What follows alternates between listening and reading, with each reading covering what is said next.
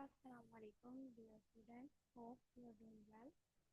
तो हम लोग डिस्कस कर रहे हैं अपनी recommended book physics for scientist and engineers का सेक्शन नंबर 3 है हमारे पास, थर्मोडायनेमिक्स। इसमें चैप्टर नंबर 21 पे पहुँच गए हैं। इससे पहले हमने chapter number 2 first law of thermodynamics को डिस्कस किया था। अब हम डिस्कस कर रहे हैं चैप्टर नंबर 21। इसका second topic molar specific heat of an ideal gas.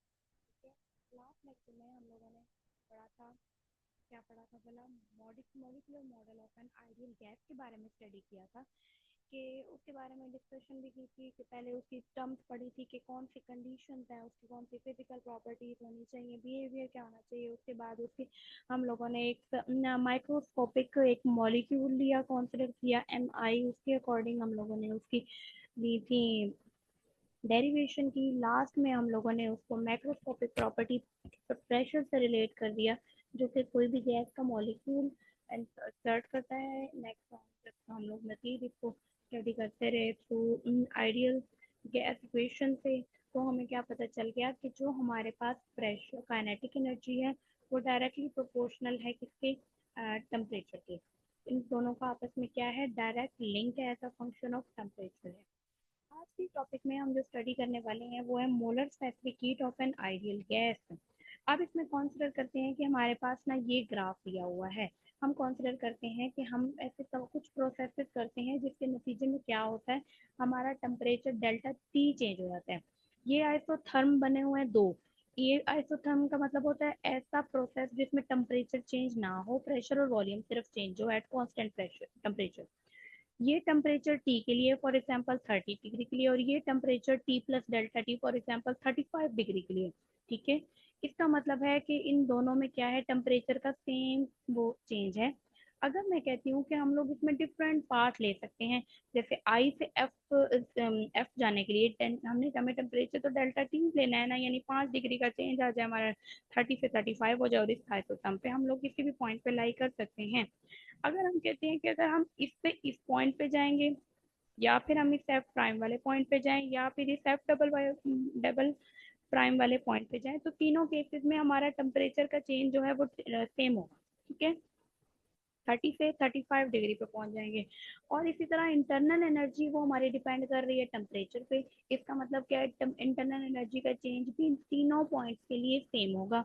लेकिन देखें, अगर देखें प्रेशर और वॉल्यूम के लिहाज से देखा जाए, तो अगर इस कंडीशन में जाते हैं तो हमारा प्रेशर हाई होगा, जबकि वॉल्यूम क्या होगा, लो होगा बहुत ज्यादा। अगर हम इस वाले कंडीशन में जाते हैं तो हमारा प्रेशर काफी लो हो जाएगा, लेकिन वॉल्यूम इंक्रीज हो जाएगा। इस कंडीशन में जाते हैं तो हमारा प्रेशर वही लो हो जाएगा, और हमारा मतलब स्ट्रीमलाइन है, अगर प्रेशर कांस्टेंट रहेगा और वॉल्यूम क्या हमारा हो जाएगा, बहुत ज्यादा हाई हो जाएगा। मींस फिजिकली देखने में ये चीजें डिफरेंट हैं, लेकिन टेम्परेचर की बात की जाए और इंटरनल एनर्जी की बात की जाए तो चीजें सेम है। अब हमें कोई एक ऐसी क्वांटिटी डिस्क्राइब करनी है विद रिस्पेक्ट टू हीट, कि कितनी हम हीट दें और हमारे पास क्या चेंजेस आ रही हैं, वो हम फर्स्ट लॉ ऑफ थर्मोडायनेमिक्स से डिस्कस करते हैं। अब वहाँ पे फॉर्मूला होता है internal energy is equal to Q plus W. W को इस साइड पे ले आए तो Q is equal to internal energy minus W. ठीक है, अब हम कहते हैं कि ये जो वैल्यू है क्यू की, ये तमाम केसेस के लिए बराबर नहीं है। किस लिए बराबर नहीं है, क्योंकि हमारे पास इंटरनल एनर्जी तो चले सारे केसेस में सेम है, लेकिन वर्क डन डिफरेंट है हर प्रोसेस के लिए। किसी में थोड़ा वॉल्यूम चेंज हो रहा है, प्रेशर कांस्टेंट है, किसमें किसी कुछ भी वॉल्यूम इंक्रीज नहीं हो रहा, उल्टा डिक्रीज हो रहा है इस केस में वॉल्यूम। तो मीन तमाम के लिए वॉल्यूम, हमारा वर्क तो डिपेंड कर रहा है प्रेशर और वॉल्यूम पे। ठीक है, तो हमारा वर्क जो है वो तीनों केसेस के लिए कांस्टेंट नहीं है, इसलिए क्यू की अमाउंट हमारे लिए कांस्टेंट नहीं है। अब इस क्यू की अमाउंट को डिस्क्राइब करने के लिए और स्टडी करने के लिए, इसकी वैल्यू को कैलकुलेट करने के लिए हम क्या करते हैं, एक न्यू टर्म कंसीडर करते हैं। हम कहते हैं कि हमारे पास दो स्पेशल प्रोसेसेस हैं। एक प्रोसेस है जिसे हम कहते हैं आइसोवॉल्यूमेट्रिक एट कांस्टेंट वॉल्यूम, जबकि दूसरा प्रोसेस हम कंसीडर करते हैं आइसोबैरिक एट कांस्टेंट प्रेशर। ये जो दोनों टर्म्स वेरी हो रही थी, इनमें से एक को एक टाइम पे हम लोगों ने क्या कर दिया, कांस्टेंट कर दिया। अब हम कहते हैं कि हमारे पास जो स्पेसिफिक हीट का वो फॉर्मूला होता है वो किसके इक्वल होता है, Q is equal to m c del T, वैसे आमतौर पे। लेकिन अगर हम लोग नंबर ऑफ मोल्स के तौर पे डिस्क्राइब करें, जो कि एक कन्वीनियंट मेजर है अमाउंट ऑफ गैस को मेजर करने के लिए, तो हम क्या कहते हैं, इसे मोलर स्पेसिफिक हीट कहेंगे, क्योंकि अमाउंट ऑफ मोल एन से डिस्क्राइब किया गया है। तो ये एन सी डेल टी, ये मोलर स्पेसिफिक हीट वैल्यू आ गई। ठीक है, अब हम कहते हैं जो सीवी है बेसिकली वो molar specific heat at constant volume है, जबकि सीपी क्या है हमारे पास, molar specific heat at constant pressure है। ठीक है, ये सीवी और सीवी का उम्मीद है आपको पता चल गया है। अब हम कहते हैं, पहले हम लोग इस ऊपर वाले की नीचे वाले की बात करते हैं। हम कहते हैं कि प्रेशर जब कांस्टेंट होता है, ठीक है, तो हमारी जो इंटरनल एनर्जी है वो गैस की इंक्रीज, तो सिर्फ वही इंक्रीज नहीं होते बल्कि वर्क डन भी करता है सिस्टम। इसलिए फॉर एग्जांपल आपने कंसीडर कर लिया, एक कंटेनर है, कंटेनर के अंदर मौजूद है गैस, ऊपर लगा हुआ है मूवेबल पिस्टन, जैसे पिछली कुछ एग्जाम्पल्स हम करते रहे। हम कहते हैं जब हम हीट देते हैं अपनी गैस को, तो उसका टेम्परेचर हम चेंज करना चाह रहे हैं 30 से 35 डिग्री। हम इतनी हीट देते रहते हैं कि उसका टेम्परेचर 30 से 35 डिग्री तक हो जाए, ठीक है, यानी चेंज आ जाए। लेकिन क्योंकि मूवेबल पिस्टन है, हमने वॉल्यूम कांस्टेंट, प्रेशर कांस्टेंट रखा हुआ है, वॉल्यूम चेंज हो सकता है। इस केस में गैस क्या करेगी, जो मूवेबल पिस्टन है, अंदर प्रेशर गैस का ज्यादा होने की वजह से, हीट की वजह से, टेम्परेचर देने की वजह से वो क्या करेगी, वर्क डन करेगी पिस्टन पे। पिस्टन अपवर्ड मूव करेगा और कुछ वर्क, मतलब कुछ energy in the form of work loss हो जाएगी, और प्रेशर हमारा दोबारा क्या हो जाएगा, वो जो पहले वाला था वो प्रेशर वही अटेन हो जाएगा। यानी प्रेशर को चेंज किए बगैर हमने क्या किया, टेम्परेचर को चेंज कर दिया। अब इस केस में क्या हुआ है, ऑब्जेक्ट ने सिर्फ इंटरनल एनर्जी और उसका टेम्परेचर चेंज नहीं हुआ, बल्कि एक्सटर्नल वर्क भी किया है, जो कि कांस्टेंट वॉल्यूम के केस में इस तरह नहीं होता। ठीक है, उसमें सिर्फ क्या होता है कि वॉल्यूम कांस्टेंट है, पिस्टन फिक्स है, जितनी एनर्जी दी जाएगी सारी की सारी सिर्फ टेम्परेचर को राइज करेगी, वर्क जो गैस है वो कोई भी वर्क डन नहीं करेगी पिस्टन पे, जिसकी वजह से एनर्जी लॉस नहीं होगा वर्क डन की फॉर्म में, और तमाम की तमाम एनर्जी सिर्फ टेम्परेचर या इंटरनल एनर्जी को इंक्रीज करने के लिए इन्वॉल्व हो जाएगी। अब कहते हैं क्योंकि प्रेशर में ज्यादा, कांस्टेंट प्रेशर वाले केस में ज्यादा हमें हीट देनी पड़ रही है, तो इस केस में हम कहेंगे कि जो हमारे पास ये वाली जो वैल्यू होगी क्यू की, वो ये ज्यादा होगी बनिस्बत इस कांस्टेंट वॉल्यूम वाली हीट की। मतलब इस केस में हमें ज्यादा हीट देनी पड़ेगी बनिस्बत इस केस के। ठीक है, उन्होंने इसलिए बता दिया क्योंकि सीपी बराबर है सीवी से, बाकी जो एन एंड डेल्टा टी है वो क्या है, कांस्टेंट है, इन दोनों कंडीशंस में बराबर है। नंबर ऑफ गैस के नंबर ऑफ मोल्स भी सेम है, इसके अलावा जितना टेम्परेचर चेंज ला रहे हैं वो भी दोनों में सेम आ रहा है हमारे पास। ठीक है, अब हम कहते हैं कि हमने पिछले सेक्शन में देखा था कि हमारा जो टेम्परेचर होता है वो क्या होता है, measure of average translational kinetic energy of gas molecule, जैसा कि मैं आपको बता चुकी हूँ। तो ये जो होती है ना काइनेटिक एनर्जी, वो सिर्फ लिंक्ड होती है उसकी ट्रांसलेशनल मोशन से, यानी कितना ऑब्जेक्ट आगे पीछे मूव कर रहा है, इस चीज़ों से रिलेटेड होती है। इसमें क्या चीज़ें इन्वॉल्व नहीं होती, जो हमारे मॉलिक्यूल्स की वाइब्रेशन या रोटेशन सेंटर ऑफ मास के गिर्द वो नहीं होती, इन्वॉल्व नहीं होती। ठीक है बेटा, इस बात को याद रखिएगा। इस टॉपिक के लास्ट में दोबारा ये पॉइंट आएंगे, हम इंशाल्लाह डिस्कस करेंगे कि वाइब्रेशन और रोटेशन सेंटर ऑफ मास के क्रॉस क्यों नहीं होती। ठीक है, इस मतलब ये वाला काइनेटिक एनर्जी सिर्फ ट्रांसलेशनल के लिए है, ये वाइब्रेशन और रोटेशन को डिस्कस नहीं कर रही बेसिकली। तो इसके बाद हम कहते हैं हम कंसिडर करेंगे एक simple ideal monoatomic gas. Gas mono का मतलब है वन, अटोमिक एटम, ऐसी गैस जिसका एक ही एटम हो, कि कोई भी दूसरे एटम के साथ बॉन्डिंग ना बनाई हो। For example Nobel gases helium, neon, argon, krypton, xenon वगैरह, जैसे उन्होंने लिखा हुआ है। कहते हैं जब भी कोई मोनोटॉमिक गैस के को कंटेनर में बंद कर दिया जाता है, फिक्स वॉल्यूम, ये ऊपर वाला केस हम पढ़े हैं, ठीक है, फिक्स वॉल्यूम वाला केस पढ़े, उसको बंद कर दिया जाता है और उसको एनर्जी प्रोवाइड की जाती है। तो क्या होता है, तमाम की तमाम एनर्जी जो क्या करती है, उसकी ट्रांसलेशनल काइनेटिक एनर्जी को इंक्रीज कर देती है। अब कोई और तरीका नहीं होता मोनोकोटॉमिक गैस में वो एनर्जी को सेव करने के लिए। अब क्या होता है, मोनोटॉमिक गैस एक एटम से मिलकर बनी होती है, वो सिर्फ ट्रांसलेशनल मोशन कर सकती है, रोटेशन और वाइब्रेशन नहीं कर सकती। रोटेशन और वाइब्रेशन कब होती है, जब एक से ज्यादा एटम मौजूद हो। फॉर एग्जांपल एक गैस है जो कि दो एटम से मिलकर बनी हुई है, एक यहाँ इधर एटम है एक यहाँ पे एटम है, दोनों एटम ट्रांसलेशनल मोशन तो करेंगे दोनों, कभी इस वॉल के पास जाएंगे, कभी इस वॉल, कभी एक्स एक्सिस, कभी वाई एक्सिस। इसके अलावा जो दोनों एटम्स हैं जो एक बॉन्ड में बंधे हुए हैं, वो रोटेशनल मोशन भी कर सकते हैं एक दूसरे के जिस तरह। इसके अलावा उनकी वाइब्रेशनल मोशन भी होती है, जो आपको पता है कि बॉन्डेड एटम्स में, जैसे सॉलिड्स में, लिक्विड में या डिफरेंट, वैसे भी आमतौर पे तो वाइब्रेशन करते हैं एटम, दोनों क्या करेंगे, अपने मीन पॉइंट पे वाइब्रेट करेंगे। तो हम कहते हैं कि मोनोटॉमिक गैस में ये सारी सिचुएशन नहीं होती, उनमें वाइब्रेशन के लिए एनर्जी इन्वॉल्व नहीं होती, रोटेशन के लिए एनर्जी इन्वॉल्व नहीं होती, सिर्फ ट्रांसलेशनल मोशन कर सकती है मोनोटॉमिक गैस। अब हम कहते हैं जो इंटरनल एनर्जी होती है आइडियल मोनोटॉमिक गैस की, वो उसी इक्वेशन के थ्रू जो भी जिसकी बात कर रहे हैं काइनेटिक एनर्जी वाले की, जिसमें ट्रांसलेशनल मोशन में इन्वॉल्व है, उसकी वैल्यू हमने यहाँ से पुट कर दी, जो आपको पता है यहाँ वहाँ पे लिखी हुई थी 1/2 mv² is equal to 3/10 kbt या 3/2 nRT।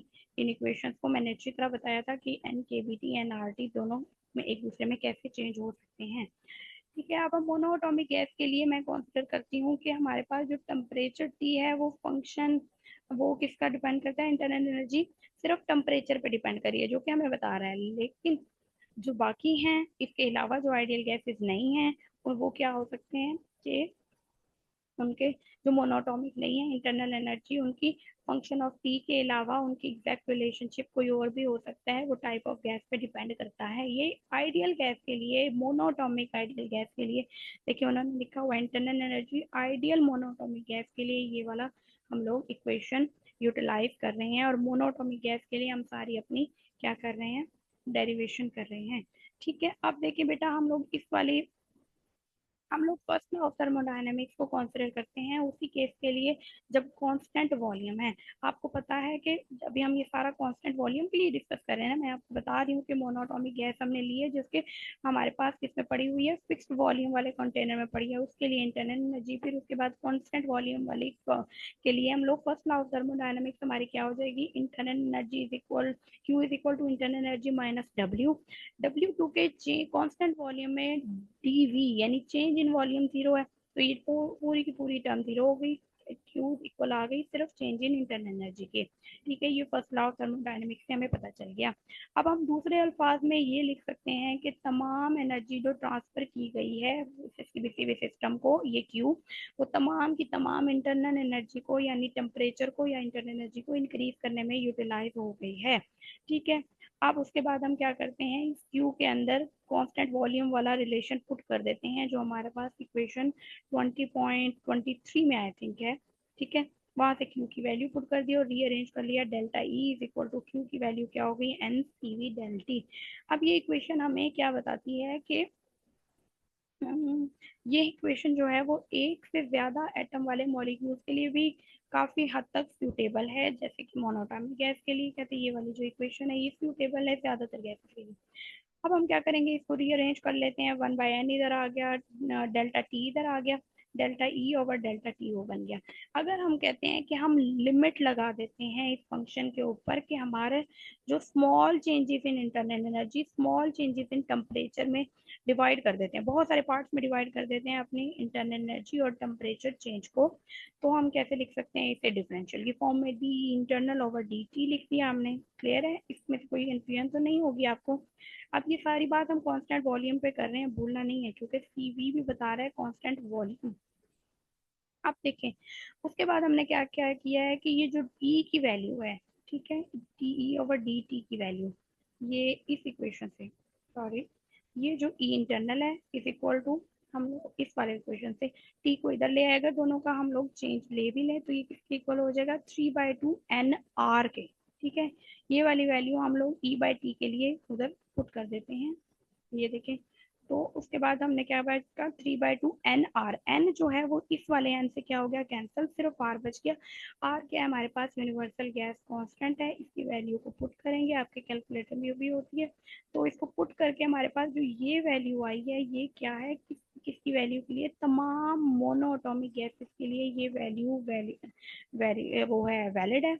और हमारी रियल गैसेस जैसे कि हमारी हैं noble gases, helium, neon, argon, krypton, फिनॉन, ये भी बहुत ही वाइड रेंज ऑफ टेम्परेचर तक इसे फॉलो करती हैं, लेकिन कुछ ना कुछ वेरिएशन प्रिडिक्ट की गई हैं। हमारे पास टेबल नंबर 21.2 दिया हुआ है जो कि रियल गैसेस के लिए ये बिल्कुल एग्जैक्ट वैल्यू 12.5 नहीं आती, क्योंकि उनके दरमियान कुछ ना कुछ हद तक इंटरमोलिकुलर अट्रैक्शन होते हैं, जबकि हमने आइडियल गैस के लिए कहा था कि जिसमें इंटरमोलिकुलर अट्रैक्शन नहीं होते। देखें ये हमारे पास मोनोटॉमिक गैसेस हैं, इनके लिए सीवी की वैल्यू आनी चाहिए थी 12.5। पहली दोनों के लिए तो चले सेम आ रही है, उसके बाद क्या हो रहा है, डेविएशन हो रहा है, और डायटोमिक मॉलिक्यूल्स के लिए तो कुछ ज्यादा ही डेविएट हो गया, ठीक है, उनमें मजीद और फोर्सेस भी इन्वॉल्व हो जाती हैं, दैट्स व्हाई, ठीक है, उनकी काइनेटिक एनर्जी में उनकी रोटेशनल एंड वाइब्रेशनल एनर्जी भी इंक्लूड हो जाती है, इस वजह से सीवी की वैल्यू इंक्रीज हो गई है। और ये आइडियल केस के बारे में हम लोगों ने 12.5 निकाली है, वो रियल केस बन गए, ठीक है। अब हम कंसिडर करते हैं कि अब हम दूसरा पार्ट कंसिडर कर लेंगे, वो सारा कांस्टेंट वॉल्यूम वाली बात होगी, उसका फॉर्मूला भी निकला है। अब कांस्टेंट प्रेशर वाली बात की बात करते हैं, जैसे कि ये दिखाया हुआ है।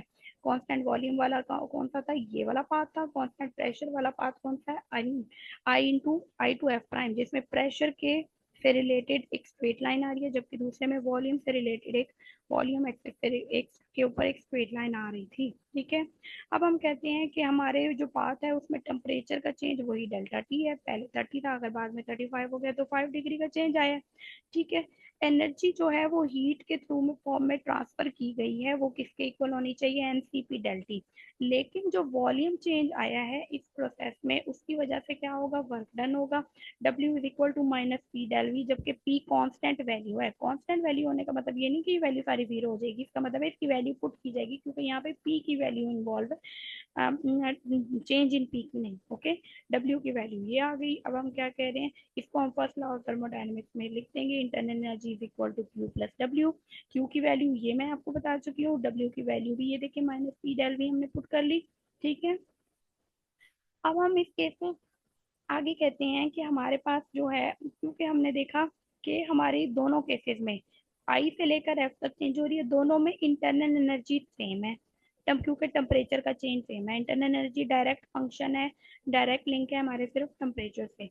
तो जितना टेम्परेचर, जिस लिहाज से टेम्परेचर बढ़ेगा उस लिहाज से इंटरनल एनर्जी, दोनों केसेस में, चाहे ये वाला कांस्टेंट वॉल्यूम वाला केस लेते हैं या कांस्टेंट प्रेशर वाला, इसमें इंटरनल एनर्जी की वैल्यू सेम है। तो इंटरनल एनर्जी की वैल्यू हम क्या करेंगे, यहाँ से जो हमने वैल्यू नोट की थी, ये वाले इक्वेशन के through internal energy at constant volume और internal energy at constant pressure दोनों सेम है, अभी बता चुकी हूँ, क्योंकि वो टेम्परेचर पे डिपेंड करेगी। ये वाली वैल्यू हम क्या करेंगे, एनसीवी डेल्टी यहाँ पुट कर देंगे इस वाले इक्वेशन में। इसके अलावा सेकंड चीज क्या, कि हम पी डेल वी को चेंज कर देंगे, इसमें P V is equal to N R T है, तो P del V is equal to N R delta T, इस वैल्यू को हम यहाँ पुट कर देंगे। अब एन और डेल्टा टी तीनों जो हमारे पास इक्वेशन है उनमें से कैंसल आउट हो गया, तो बाकी क्या बच गया, C P minus C V is equal to are.